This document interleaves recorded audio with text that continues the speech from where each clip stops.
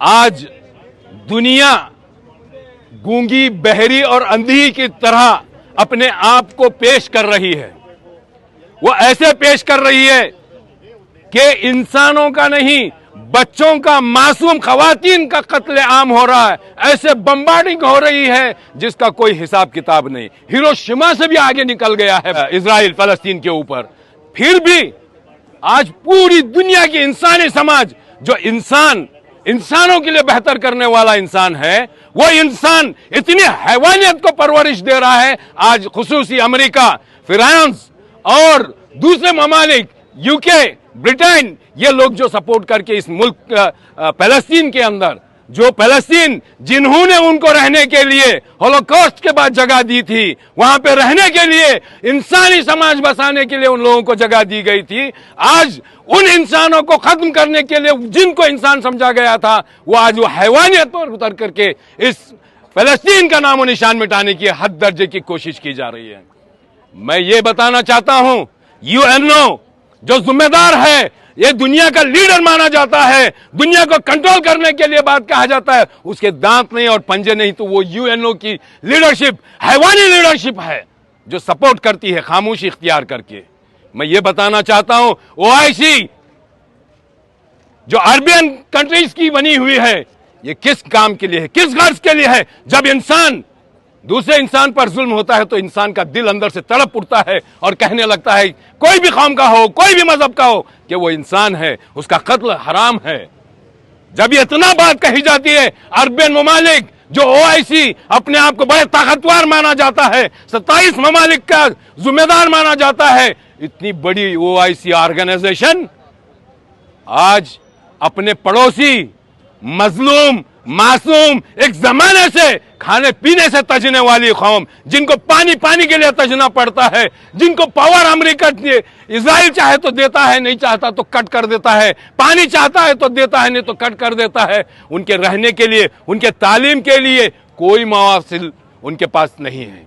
फिर भी आज उनको दुनिया ऐसे हकीर नजर से देखती है कि वो मासूम लोगों के कत्ल, वो बच्चों के कत्ल, वो माओं के कत्ल, वो बेटियों के कत्ल, जिनकी इंसानी बर्बरियत का एक बहुत बड़ा अलमनाक वाकया आज पेश करता है। मैं आज बड़ी दर्द के साथ पूरी दुनिया की इंसानियत को कहना चाहता हूं, अगर आप इंसान हैं तो इंसानों के लीडर बनो, अगर आप हैवान हैं तो इंसानियत की लीडरशिप करने की जरूरत नहीं है। इस जमाने को आज इंसानों की जरूरत है, अच्छे लोगों की जरूरत है, ईमानदार जिम्मेदार लोगों की जरूरत है। यूएनओ को जताना चाहता हूं, अगर तुम में दम है तो वो सीज फायर करा करके बताइए। ओआईसी में अगर दम है तो वो उसको जाके फलस्तीनियन की जो रोजमर्रा की जिंदगी, खाने पीने की अशिया, वो तरस रहे हैं। और जो सबसे बड़ी बात यह है, यूएनओ अभी तक का कुछ नहीं बोल रहा है, जबकि यूएनओ का बनाए हुए स्कूल्स को बम्बार्डिंग की गई, यूनिवर्सिटीज पर बम्बार्डिंग की गई, हर तरह की जो यूएनओ के एजेंसीज है उनको बम्बार्डिंग की गई। यानी वायलेशन, क्राइम, वार क्राइम, वार क्राइम, वार क्राइम, इतना क्राइम होने के बावजूद भी पूरी दुनिया खामोश बैठती है। मतलब ये कि सिर्फ एक नेतन्याहू जो अपने आप को आज फिरौन समझता है। मैं ये बताना चाहता हूं, ऐसे फिरौनों को हमने बहुत देखे हैं, ऐसे फिरौनों को हमने बहुत देखे हैं। नमरूद आए, शद्दाद आए, कुछ नहीं हुआ। इंसानियत कल भी जिंदा थी, आज भी जिंदा है। मैं आप सब लोगों को इस बात पर, ये यहां पर इकट्ठा होने पर मैं आप लोगों का दिली मशकूर व ममनून हूं, क्योंकि आप लोगों ने एक जुमले पर, हमने किसी को कुछ नहीं कहा, क्योंकि हमारे लिए भी कुछ पाबंदियां थी, डिपार्टमेंट की भी कुछ मजबूरियां थी। डिपार्टमेंट ने अपने हमारे साथ कितना कोऑर्डिनेट एंड कोऑपरेशन किया, हमने उनके साथ कितना कोऑर्डिनेट एंड कोऑपरेशन किया, जिसकी वजह से आज हम आसानी से ये पीसफुल प्रोटेस्ट कर पा रहे हैं। शायद आप मालूम होना चाहिए, पूरे कर्नाटक भर में कहीं नहीं हुआ। अल्लाह के फजल करम से हमारे सीपी साहब ने और मैडम ने, डीसीपी मैडम ने, और हमारे एसीपीज और जो सर्कल्स हैं, पीआईज हैं, इन्होंने पूरी तरह से हमारे साथ दिया, सपोर्ट किया, जिसकी वजह से आज हमें ये कामयाबी मिली है। आज शायद पूरे मुल्क के अंदर, पूरे कर्नाटक के अंदर आप देखेंगे कहीं भी ऐसा हो नहीं पा रहा है, लेकिन अल्हम्दुलिल्लाह ये लोग संजीदा हैं, ये ऑफिशियल्स बहुत ही ऑनेस्ट हैं और वो लोग समझते हैं ह्यूमैनिटी क्या होती है। मैं उनका दिल की अमीर गहराइयों से थैंक यू, शुक्रिया अदा करते हुए, धन्यवाद कहते हुए मैं आप लोगों से भी गुजारिश करता हूं, जिस तरह से पीसफुली हम आए हैं, उसी तरह से पीसफुली हमें जाएंगे और अपने अपने घरों पर जाएंगे।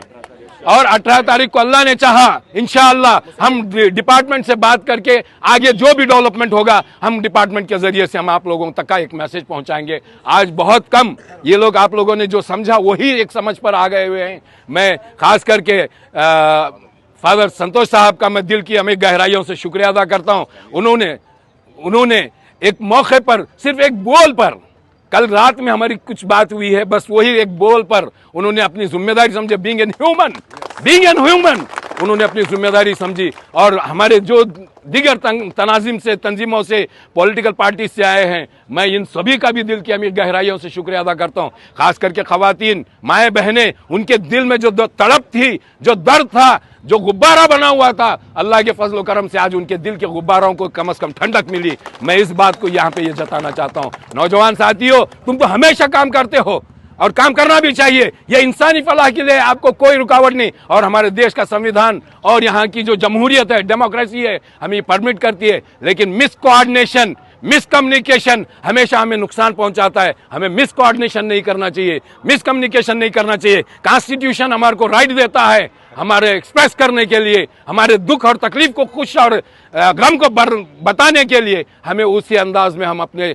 डिपार्टमेंट्स के साथ सही अप्रोच होकर कोऑर्डिनेट करके हम इंशाल्लाह आगे भी ये इसी तरह से हम हालात बनाएंगे। मैं आपका तहे दिल से शुक्रिया अदा करते हुए अपनी बात पे इख्तिताम पर